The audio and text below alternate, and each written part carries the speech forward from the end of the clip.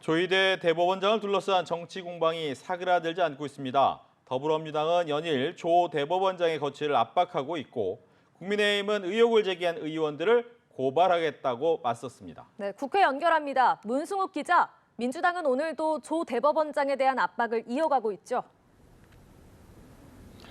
네, 말씀하신 대로 민주당은 대선 개입 의혹을 부인한 조희대 대법원장을 향해 총공세를 이어가고 있습니다.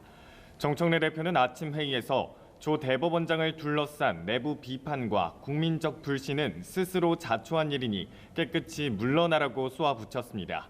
비상계엄과 서부지법 폭동 사건, 윤석열 전 대통령에 대한 지귀현 판사의 구속 취소 결정 때 분명한 입장을 표명했다면 사법부 불신은 없었을 거라고 지적한 겁니다.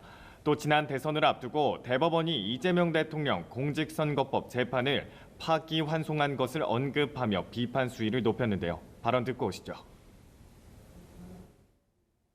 왜 그때 그렇게 이재명 후보의 선거법 파기환송을 번개꿀에 콩 거먹듯이 빨리 해야 했는지, 지금도 같은 생각인지 입장을 밝혀야 한다고 생각합니다. 다만 김병기 원내대표는 라디오에 나와 조희대 대법원장 치하에서의 재판을 우리가 믿을 수 있겠냐면서도 조 대법원장 대선 개입 의혹에 대해선 가장 처음 꺼내든 쪽에서 해명하셔야 될 것 같다고 거리를 뒀습니다. 민주당은 내란 국정농단 전담 재판부 추진 의지도 굽히지 않고 있습니다. 정 대표는 내란 사건을 맡고 있는 재판부가 법관 증언과 일반 사건 재배당을 검토하겠다고 밝힌 데 대해 이미 늦었다고 지적하며 이제와 찔끔 재배당한다고 면피가 가능하겠냐고 반문했습니다. 전현희 최고위원도 내란 국정농단 전담 재판부 설치법은 무너진 사법 신뢰를 회복하기 위한 특단의 조치라고 힘을 실었습니다.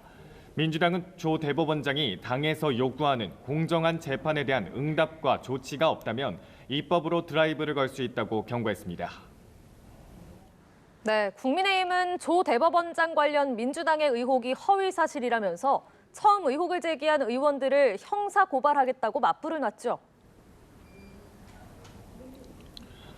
네, 그렇습니다. 우선 국민의힘은 민주당이 조 대법원장을 향해 제기하고 있는 의혹을 허위 사실 유포라고 규정하며 제보의 신빙성을 깎아내렸습니다.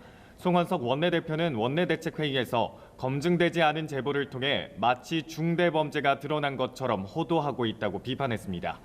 특히 민주당이 추진하고 있는 징벌적 손해배상제도를 언급하며 해당 의혹을 제기하고 유포한 서영교 의원과 부승찬 의원 등을 콕 집어 징벌적 손해배상제도의 1호 대상으로 적용해야 한다고 말했습니다. 관련 발언 직접 들어보시겠습니다. 이번에 허위 사실 유포에 가장 앞장섰던 정청래부터 시작해서 서영교, 부승찬, 거기에 김어준 등등 징벌적 손해배상 제도의 제1호 적용 대상이 되어야 한다고 저는 생각합니다. 이어 대법원장을 향한 정치 공작과 허위 사실 유포에 대해 즉각 형사 고발 조치를 하겠다고 밝혔는데요.